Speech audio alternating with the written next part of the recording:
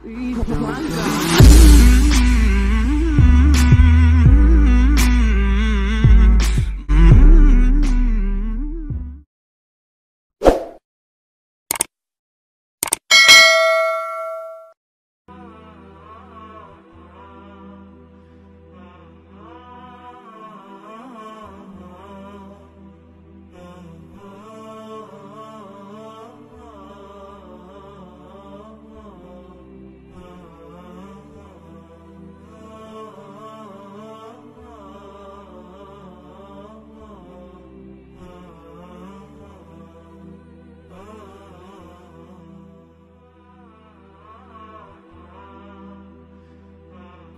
Saya nggak bikin konten. Mana ada saya bikin konten tentang Di YouTube kemualafan? itu Saya nggak ininya pernah. gimana?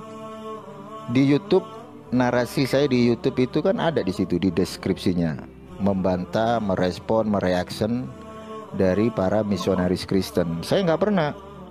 Malah video saya yang viral di situ. Itu Bang posisinya Umar udah mualaf kan mualaf gitu. atau masih Judaism? Yang mana? Itu membantah. Oh, masih Judaism saya. Saya merespon itu saya masih Judaism gitu loh. Ini kurang lebih saya mualaf kan di bulan berapa ya? Bulan 10 kalau nggak salah. Iya bulan 10 tanggal 2 bulan 10. Jadi 10 ke Alasannya 11 apa 1. jadi mualaf? Kenapa? Alasannya.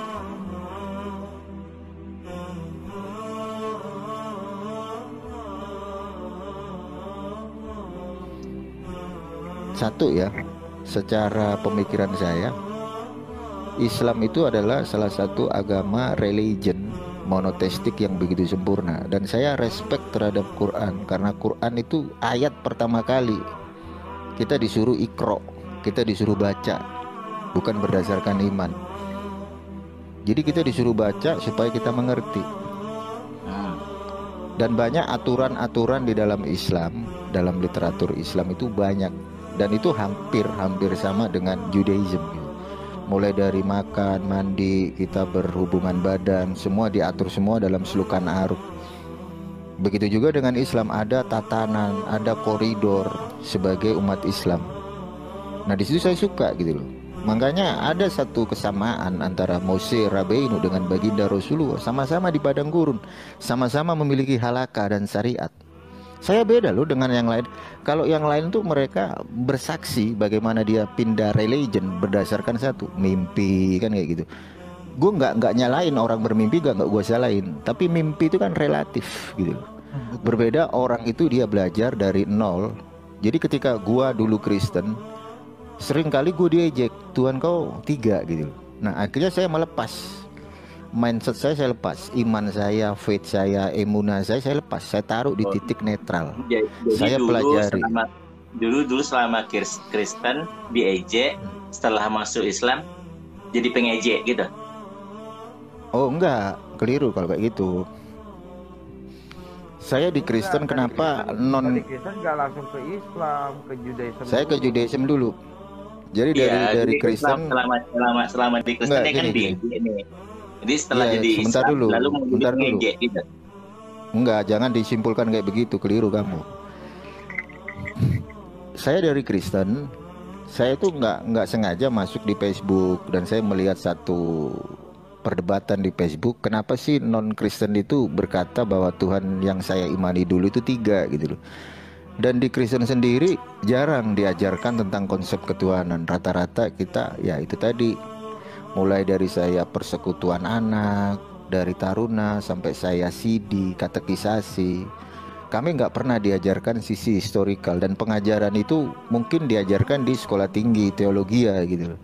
Jadi iman saya pada waktu saya jadi Kristen ya saya cuma tahu Yesus itu adalah Tuhan Allah dan Juru Selamat, dan kita disuruh melakukan kebaikan, kasih, sukacita, damai sejahtera, buah-buah roh. Kristen Protestan apa Katolik? Saya Protestan dulu. Saya di GPIB, gereja saya GPIB dulu.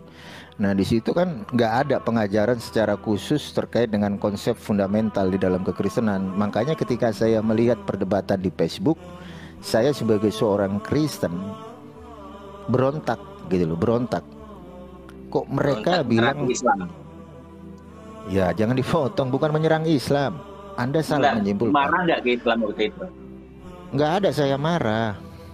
Jadi ketika non-Kristen berkata kepada iman saya bahwa Tuhan Kristen 3, itu saya belajar di situ. Saya nggak langsung menyerang Islam. Orang saya pernah berdialog dengan Ustadz Menachem Ali kok. Saya bukan kayak yang lain-lain. Saya selalu menempatkan akal sehat saya gitu loh.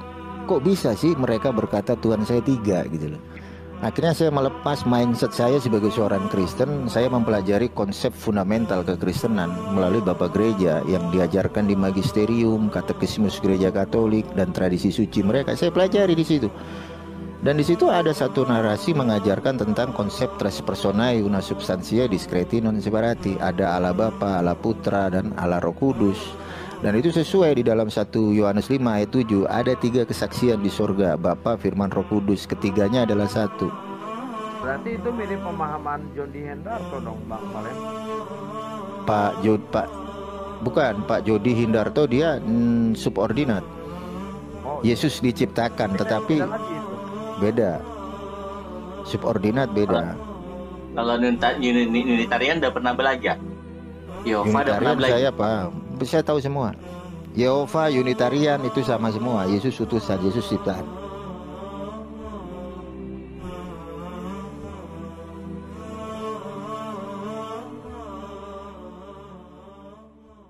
Unitarian itu dia mengimani bahwa hanya ada satu Allah, Tuhan Allah Israel, Yesus utusan, Yesus diciptakan, dan dia memakai mindset Hebrew gitu. Ketika Yesus berbicara akulah Alfa dan Omega, itu yang berbicara bukan Yesus tetapi Allah yang tinggal di dalam Yesus. Jadi ada konteks yang namanya Shekinah gitu. Makanya Yesus kan ngomong dalam PB, aku berkata-kata bukan dari diriku sendiri, melainkan Bapa yang diam di dalam aku. Nah di situ kalau mindset kita flashback di dalam perspektif Jewish, maka ada bentuk yang namanya Shekinah gitu. Shekinah itu kehadiran ilahi. Dan ini banyak yang nggak ngerti dari para apologet Kristen. Pada nggak ngerti, mereka ngomongin konteks Kabbalah tentang Sefirot, 10 Sefirot, mereka nggak paham. Nah akhirnya saya belajar di situ konsep fundamental kekristenan dan saya mengerti. Tapi saya masih Kristen di situ. Saya masih mengimani Yesus itu sebagai Tuhan dan Juru Selamat saya. Akhirnya saya mencoba naik level ke Messianic Jew. Orang-orang Israel yang berdarah Yahudi yang mengimani Yesus sebagai Raja Mesias. Saya belajar di situ.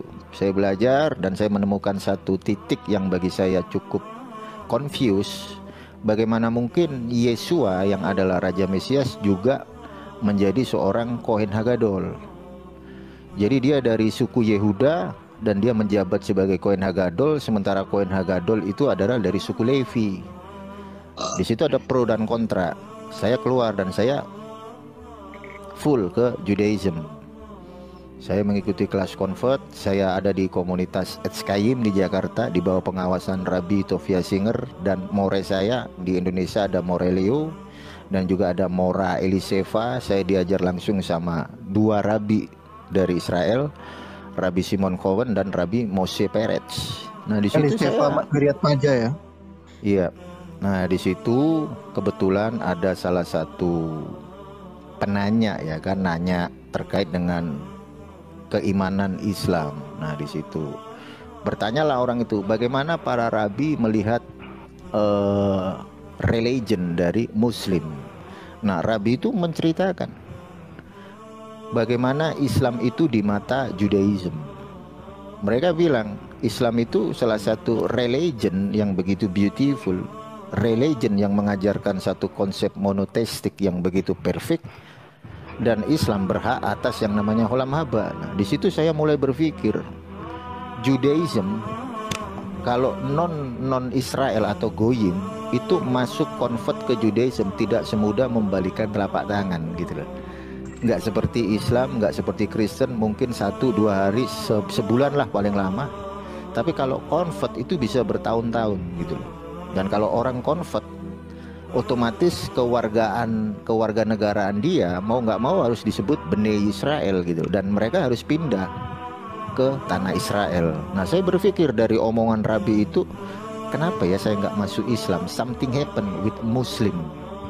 Nah saya dikasih tahu gitu. Coba kamu belajar sama Rabbi Ben Abramson, karena Rabbi Ben Abramson sering bertanya jawab dengan para praktisi Islam. Nah di situ saya belajar kurang lebih 1 tahun lebih saya mempelajari itu. Dan akhirnya saya berpikir, saya taruh lagi nih mindset Judaism saya taruh di titik netral gitu.